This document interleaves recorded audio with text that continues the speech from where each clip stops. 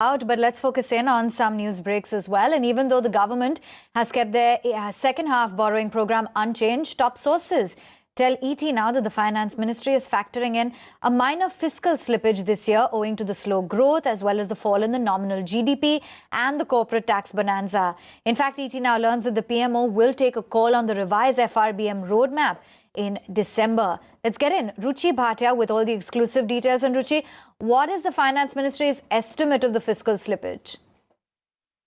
Even though the government has maintained and kept their borrowing program unchanged for the second half of the fiscal year, we at ET now are given to understand that Finance Ministry internally may well be bracing for a fiscal slippage. Now remember, the government is facing trouble on various fronts, not just low growth but a lower nominal GDP as well. Add to that a massive fiscal slippage on account of the tax cuts that have been announced by the government, and also over 1.5 lakh crore shortfall on revenues as well for the full year would mean that the government may just look at expanding their fisc and reworking the fiscal targets. Now we at ET now have been speaking to top sources in Finance Ministry. We're given to understand that internally Finance Ministry is bracing for a fiscal deficit target of 3.8% for FY20. Several brokerages have said that this would mean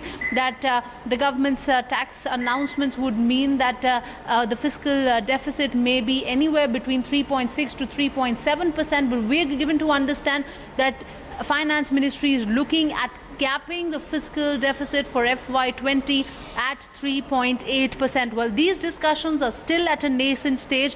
A final call will be taken by the Prime Minister's office when the budget making exercise happens. But what is very, very interesting is that this would mean that the government is looking at revising the FIBM roadmap as well. Well, I'm given to understand that the government may be looking at pushing the fiscal roadmap to 3% by FY22. This is, of course, an important development given the fact that the government has announced a corporate tax bonanza, and there are expectations that the government will be delivering on personal income tax cuts as well. And that will happen only and only when the government decides that what their fiscal path is going to be. Having said that, the pressure will be on boosting revenue so that the government can minimize the slippage. And even under the FIBM Act, given the fact that this has been an exceptional year, the government will be taking a call whether they will make use of the 0.5% fiscal space that the FIBM Act itself provides.